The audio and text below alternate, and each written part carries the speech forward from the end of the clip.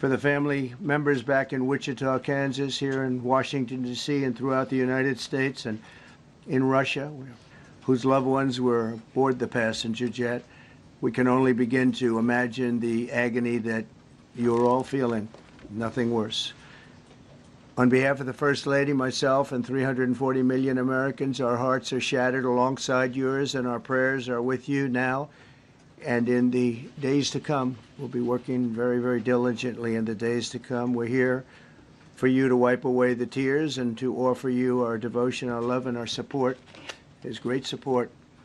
In moments like this, the differences between Americans fade to nothing compared to the bonds of affection and loyalty that unite us all, both as Americans and even as nations. We are one family, and today we are all heartbroken. We're all searching for answers. That icy Potomac, it was a cold, cold night, cold water. We're all overcome with the grief for many who have so tragically perished, will no longer be with us. Together we take solace in the knowledge that their journey ended not in the led to this crash, but we have some very strong opinions and ideas, and I think we'll probably state those opinions now. Because over the years I've watched as things like this happen, and they say, well, have some pretty good ideas, but we'll find out how this disaster occurred, and we'll ensure that nothing like this ever happens again. The FAA and the NTSB and the U.S. military will be carrying out a systematic and comprehensive investigation. Our new Secretary of Transportation, Sean Duffy, his second day on the job when that happened. It's a rough one. And they are working tirelessly to figure out exactly what happened. We will state certain opinions, however. I'm also immediately appointing an acting commissioner to the FAA, Christopher Rocheleau, a 22-year veteran of the agency, highly respected. Christopher, thank you very much. Appreciate it. We must have only the highest standards for those who work in our aviation system. I changed the Obama standards from very mediocre at best to extraordinary. You remember that. Only the highest aptitude, they have to be the highest intellect and psychologically superior people were allowed to qualify for air traffic controllers. That was not so prior to getting there. When I arrived in 2016, I made that change very early on because I always felt this was a job that, and other jobs too, but this was a job that had to be superior intelligence, and we didn't really have that, and we had it. And then when I left office and Biden took over, he changed them back to lower than ever before. I put safety first. Obama, Biden, and the Democrats put policy first. And they put politics at a level that nobody's ever seen, because this was the lowest level. Their policy was horrible, and their politics was an executive order restoring our highest standards for air traffic controllers and other important. About a week ago, almost upon entering office, I signed something last week that then my administration will set the highest possible bar for aviation safety. We have to have our smartest people. It doesn't matter what they look like, how they speak, who they are. It matters intellect, talent, the word talent. They have to be talented, naturally talented geniuses. You can't have regular people doing that job. They won't be able to do it. But we'll restore faith in American air travel. I'll have more to say about that. I do want to point out that various articles that appeared prior to my entering office, and here's one. The FAA's diversity push includes focus on hiring people with severe intellectual and psychiatric disabilities. That is amazing. And then it says FAA says people with severe disabilities are most underrepresented segment of the workforce, and they want them in, and they want them, they can be. It was a week before I entered office, they put a big push to put diversity into the FAA's program.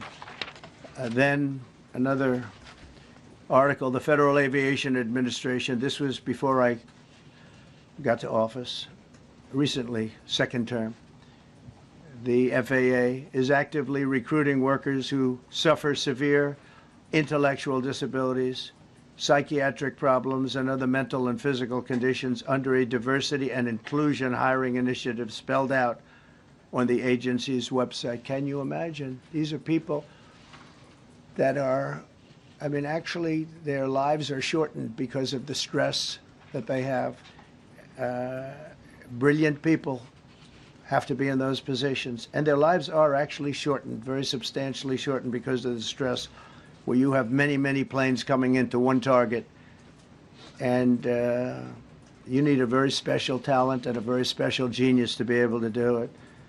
Targeted disabilities are those disabilities that the federal government, as a matter of policy, has identified for special emphasis in recruitment and hiring. The FAA's website states they include hearing, vision, missing extremities, partial paralysis, complete paralysis, epilepsy, severe intellectual disability, psychiatric disability, and dwarfism all qualify for the position of a controller of airplanes pouring into our country, pouring into a little spot, a little dot on the map, a little runway. The initiative is part of the FAA's diversity and inclusion hiring plan. Think of that. The initiative is part of the FAA's diversity and inclusion hiring plan, which says diversity is integral to achieving FAA's mission of ensuring safe and efficient travel. I don't think so. I don't think so. I think it's just the opposite. The FAA website shows that the agency's guidance on diversity hiring were last updated on March 23rd of 22. They wanted to make it even more so. And then I came in, and I assume maybe this is the reason. The FAA, which is overseen by Secretary Pete Buttigieg, a real winner. That guy's a real winner. Do you know how badly everything's run since he's run this Department of Transportation? He's a disaster. He was a disaster as a mayor. He ran his city into the ground, and he's a disaster now. He's just got a good line of bullshit. The Department of Transportation, his government agency charged with regulating civil aviation. Well, he runs it, 45,000 people, and he's run it right into the ground with his diversity. So I had to say that another story determined that the workforce was too white, that they had concerted efforts to get the administration to change that and to change it immediately. This was in the Obama administration just prior to my getting there. And we took care of African Americans, Hispanic Americans. We took care of everybody at levels that nobody's ever seen before. It's one of the reasons I won. But they actually came out with a directive, too white. And we want the people that are competent. But now we mourn and we pray, and would like to ask all Americans to join me in a moment of silence as we ask God to watch over those who have lost their lives and bring comfort to the loved ones. And I just want to say God bless everyone in this room. This has been a terrible, very short period of time. We'll get to the bottom of it. So we all saw the same thing. We've seen it many times. I've had the honor of hearing tapes. Tapes are scary, very scary tapes. You had a airliner coming in, American Airlines. He was doing everything right. He was on track. He was the same track as everybody else. They came in. It's probably the same track as they've had for 25 years or more. He's coming in the path. And for some reason, he had a helicopter that was at the same height and going at an angle that was said, do you see, he was talking about, do you see him? But there was very little time left when that was stated. And then also he said, follow him in. And then almost immediately after that, seconds after that, there was the crash that took place. Well, you follow a problem from the standpoint of the helicopter, because it was visual. It was a very clear night. It was cold, but clear, and clear as you could be. The American Airlines plane had lights blazing, They had all of their landing lights on. I could see it from the Kennedy Center tape. We had a tape up on the Kennedy Center. That seems to be the primary thus far. I'm sure we'll see other tapes because it's such a, and the air into space. So we'll probably see many other shots of it before too much time goes by. But we had a situation where you had a helicopter that had the ability to stop. I have helicopters. You can stop a helicopter very quickly. It had the ability to go up or down. It had the ability to turn. And the turn it made was not the correct turn, obviously. It did somewhat the opposite of what it was told. We don't know that that would have been the difference because the timing was so tight. It was so little. There was so little time to think. But what you did have is you had vision. The helicopter had vision of the plane because you had vision of it all the way, perfect vision of it all the way from at Kennedy Center where the tape was taken. And for some reason, there weren't adjustments made. Again, you could have slowed down the helicopter substantially. You could have stopped the helicopter. You could have gone up. You could have gone down. You could have gone straight up, straight down. You could have turned. You could have done a million different maneuvers. For some reason, it just kept going and then made a slight turn at the very end, and by that time it was too late. They shouldn't have been at the same height, because if it wasn't the same height, you could have gone under it or over it, and nobody realized, or they didn't say that it's at the same height. At the same height, it still wouldn't have been great, but you would have missed it by quite a bit. Could have been 1,000 feet higher. It could have been 200 feet lower. But it was exactly at the same height, and somebody should have been able to point that out. So all of this is going to be studied, but it just seems to me, from a couple of words that I like to use, the words common sense, some really bad things happened, and some things happened that shouldn't have happened. So you had a helicopter going in an identical direction. You had a helicopter in essentially the opposite direction. You had a plane that was following a track, which is a track that every other plane followed. And I don't imagine, I know I've heard today that they might have been following the preceding plane, which was pretty close, but not that close, the preceding plane. But you wouldn't have even been able to see that because of the direction that the helicopter was coming in at. So you had a confluence of bad decisions that were made. And you have people that lost their lives, violently lost their lives. We're going to take a few questions. I'd like to ask our new Secretary of Transportation to say a few words. Sean Duffy, great gentleman, just started.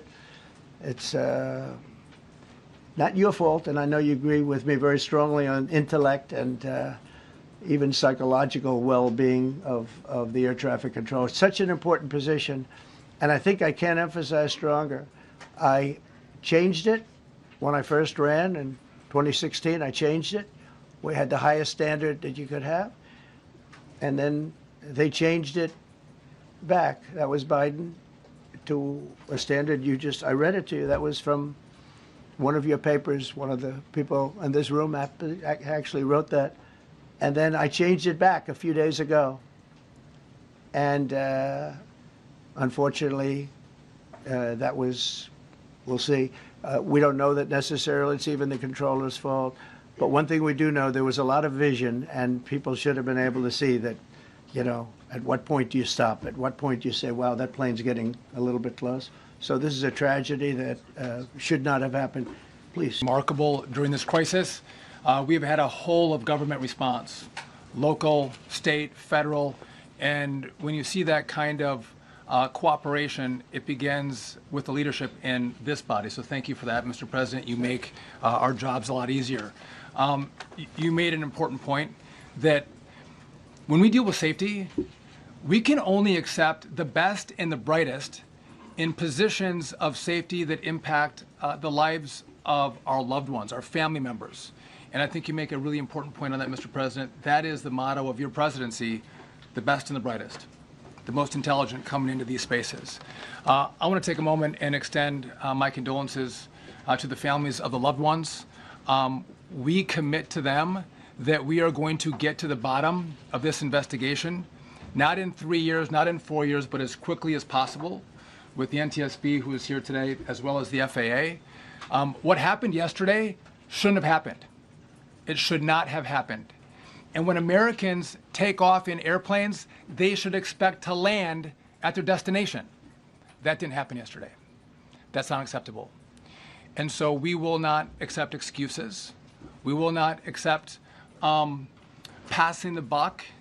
We are going to take responsibility at the Department of Transportation and the FAA to make sure we have the reforms that have been dictated by President Trump in place to make sure that these mistakes do not happen again.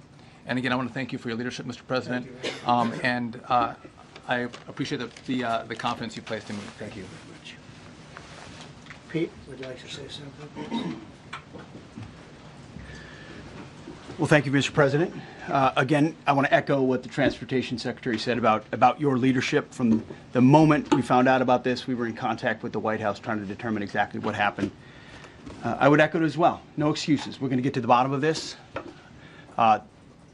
We first and foremost, from the Defense Department, want to pass our condolences to the 64 souls and their families that were affected by this. Never should happen. And certainly the 3 service members, the 3 soldiers, a young captain, staff sergeant, and CW2, Chief Warrant Officer, on a routine annual retraining of night flights on a standard corridor, continuity of government mission. The military does dangerous things. It does routine things on the regular basis.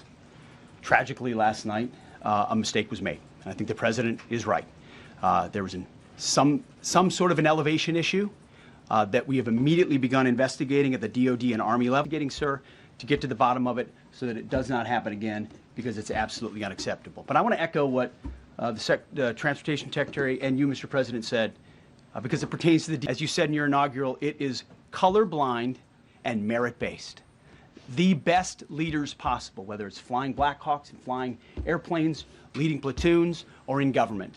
The era of DEI is gone at the Defense Department, and we need the best and brightest, whether it's in our air traffic control, or whether it's in our generals, or whether it's throughout government. So thank you for your leadership and courage on that, sir, and we'll stand by you on it. Thank you very much. JD, please. Well, thank you, Mr. President, for your leadership. I just want to reemphasize something the President said, and you've heard from the Secretary of Transportation and of Defense. There really was a whole of government happened. Something the President said that I think bears reemphasizing, which is that when you don't have the best standards in who you're hiring, it means, on the one hand, you're not getting the best people in government, but on the other hand, it puts stresses on the people who are already there. And I think that is a core part of what President Trump is going to bring and has already brought to Washington, D.C. is we want to hire the best people because we want the best people at air traffic control, and we want to make sure we have enough people at air traffic control who are actually competent to do the job. If you go back to just some of the headlines over the past 10 years, you have many hundreds of people suing the government because they would like to be air traffic controllers, but they were turned away because of the color of their skin. That policy ends under Donald Trump's leadership because safety is the first priority of our aviation industry. Thank you, Mr. President. Diversity hiring, and what evidence have you seen to support these claims? It just could have been. We have a high standard. We've had a much higher standard than anybody else. And there are things where you have to go by brain power, you have to go by psychological quality, and psychological quality is a very important element of it. These are various very powerful tests that we put to use, and they were terminated by Biden, and Biden went by a standard that's the exact opposite. So we don't know, but we do know that you had 2 planes at the same level. You had a helicopter and a plane. That shouldn't have happened. And we'll see. We're going to look into that, and we're going to see. But for an air traffic controller, we want the brightest, the smartest, the sharpest. And that's what we're going to have. Yeah. Mr. President. Yeah, please, go ahead. Mr. President, you mentioned at the top of the briefing that there were several Russian nationals on the flight. Yes. Will the U.S. government be willing to facilitate the transfer of their remains, considering the fact there is no direct air travel between the 2 countries? We've already been in contact with Russia, and the answer is yes, we will facilitate. Yes. Please, go ahead. Thank you, Mr. President. The situation in the Democratic Republic of the Congo is getting worse, even though President John Lorenzo has been mediating the Democratic Republic of the Congo because he wants to bring peace and stability. The situation is really bad right now. I want to hear from Ms. President if you have any plan in the future to bring peace in the Well, you're Democratic asking me a Republic question of the about Congo. Rwanda, and it is a very serious problem, I agree, but I don't think it's appropriate right now to talk about it, but it is a very serious problem. We don't even yet know the names of the 67 people who were killed, and you are blaming Democrats and DEI policies and air traffic control and seemingly the member of the U.S. military who was flying that Black Hawk helicopter. Don't you think you're getting ahead of the investigation right now? No, I don't think so at all. I don't think with the names of the people, you mean the names of the people that are on the plane? You think that's going to make a difference? Does it comfort their families They to are hear you a blaming group of DEI people that have policies? lost their lives. If you want a list of the names, we can give you that. We'll be giving that very soon. We're in coordination with American Airlines. We're in coordination very strongly, obviously, with the military. But I think that's not a very smart question. But are you I'm blaming- surprised coming from you. Are you blaming your Please. Thank you. Please. Thank you, President Trump. Thank you for being here. Based on your analysis so far, do you have a sense of who is at fault, if it was the plane, the helicopter, air traffic control, and can you assure people that it is safe to fly in and out of D.C.? Well, I've given you the analysis, and the analysis was it was based on vision. You had a lot of people that saw what was happening. You had some people that knew what was happening. There was some warnings, but the warnings were given very, very late. You know, those warnings were given very late. It was almost as they were given. A few seconds later, there was the crash. It should have been brought up earlier. But the people in the helicopter should have seen where they were going. I can't imagine people with 20/20 vision not seeing, you know, what's happening up there. Again, they shouldn't have been at the same height. You're going in reverse directions or sideways directions. Obviously, you want to be at different heights. I see it all the time when I'm flying. You have planes going in the opposite. They're always lower. We're higher. So if somehow there's a screw up, there's not going to be a tragedy. It'll be close. But, you know, whatever reason, they were at the same elevation. And also, from the American Airlines standard, he's along the track that every plane is along. You say, what was a helicopter doing in that track? It's very sad. But visually, somebody should have been able to see and taken that helicopter out of play, and they should have been at a different height. Thank you, sir. You mentioned the Russians that were on board that plane. What other nationalities were on board that passenger There were a jet? couple of others. We're going to be announcing it in about an hour. We have some very specific information. We're calling the countries. We've spoken to most of them, but there were some other countries represented. Mr. President, have you spoken to President Putin? I have not, no. Mr. President, Not about this. you've already issued an executive order you say will restore aviation safety. Right. This crash happened after that.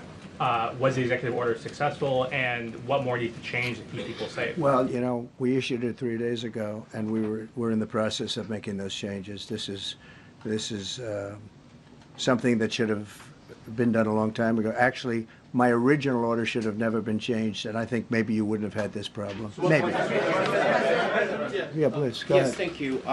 We see like everyday life that very often those that cause sometimes issues, as you just mentioned. So what plan do you have? Are we going to see some fire? Are you going to fire some of those diversity hire in the federal government? What plan do you have? I would say the answer is yes. If we find that people aren't mentally competent, you see the language. The language is put out by them.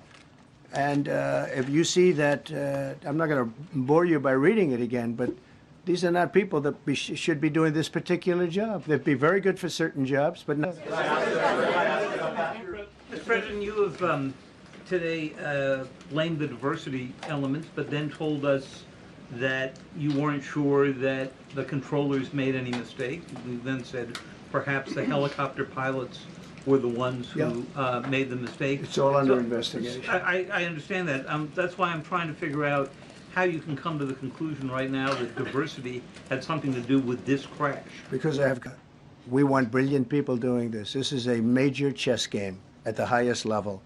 When you have 60 planes coming in during a short period of time, and they're all coming in different directions, and you're dealing with very high-level computer work and very complex computers. And one of the other things I will tell you is that the systems that were built, I was going to rebuild the entire system, and then we had an election that didn't turn out the way it should have. But they didn't build the systems properly. They spent a lot of money renovating a system, spending much more money than they would have spent if they bought a new system for air traffic controllers, meaning the computerized systems. There are certain companies that do a very good job. They didn't use those companies. They used companies that should not have been doing it. No, I think it's very important to understand that for some jobs, and not only this, but air traffic controllers, they have to be at the highest level of genius. Okay. But first, if I can, the cited FAA text that you read is real, but the implication that this policy is new or that it stems from efforts that began on Biden or the Transportation Secretary Pete Buttigieg is demonstrably false. It's been on the FAA's Who said website. That, you? No, it's on the website, the FAA's website. It was there in 2013. It was there for the entirety. What I read. It was there for the entirety of your administration Nice and too. easy. So administration. I did change it. I changed the Obama policy, and we had a very good policy. And then Biden came in and he changed it. And then when I came in 3 days ago, I signed a new order bringing it to the highest level of intelligence. Okay. It was on the website. Quiet. Thank you, Mr. Welcome back to the. I'm sorry. You mentioned that a vision was probably the problem that was at issue in this crash. There's been some reports that one of the pilots in the helicopter may have been using night vision equipment. Was there any I heard indication? that. We don't know. We're going to know that pretty soon. It may change your view plane if you do have the night vision. So it's very possible that could have happened. That would be maybe a reason why you wouldn't actually see as well as on a clear night. You can see sometimes better without it. I have a couple of more. In getting other nominees confirmed quickly. Go to what? Is it helpful to have yours in getting other nominees confirmed quickly as well? Well, sure. We want fast confirmations, and the Democrats, as you know, are doing everything they can to delay them. They've taken too long.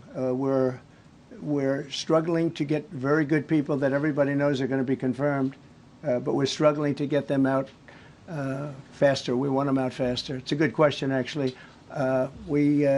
We've been pushing Sean. Everyone knows Sean for a long time. He got many Democrats that Peter would ask that were totally irrelevant and not very good questions, but they want to just keep it going. They want to keep it going as long as possible. I was very honored, actually, that you got so many Democrat votes. That was really good. That was really good. When I applied to meet with the families, and second question, is it your impression that military training was done during that time? The what? The training that the helicopter was involved in. Is it anything you can tell us about You that? don't know. These are the things that will come up with a tragedy occurred. Please. I've got a question about the. No, go ahead, please. Thank you, Mr. President. You've been critical of the current regulations, and you've called for big reforms at FAA. I'm curious, sir. I made the reforms, actually. What is your message? 3 days ago, I made them. Yes, sir. What is your message then to the American public in the weeks and months ahead? Should they feel hesitant to fly? And if you could clarify perhaps something that the Defense Secretary said when he said that this helicopter was on a continuity of government mission? I don't know what that refers to, but they were practicing. They do that. They call it practicing, and they were. And that's something that should be done. It's only continuity in the sense that we want to have very good people, and that has to be in continuity, and that's what they refer to. But it was basically practice, and it was a practice that worked out very badly. Okay?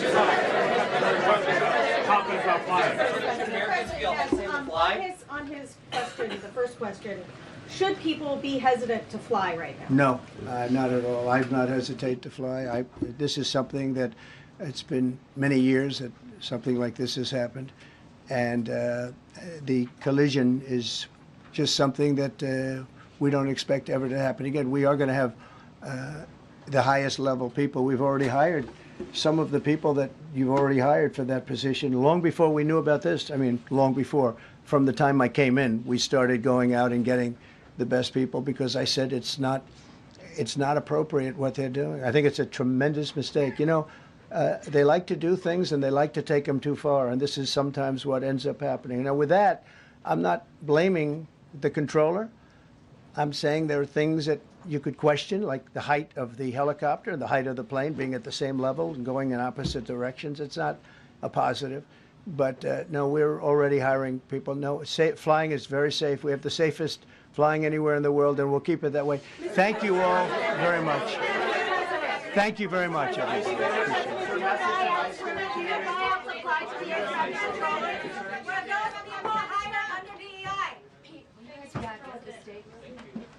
Secretary, don't be welcome.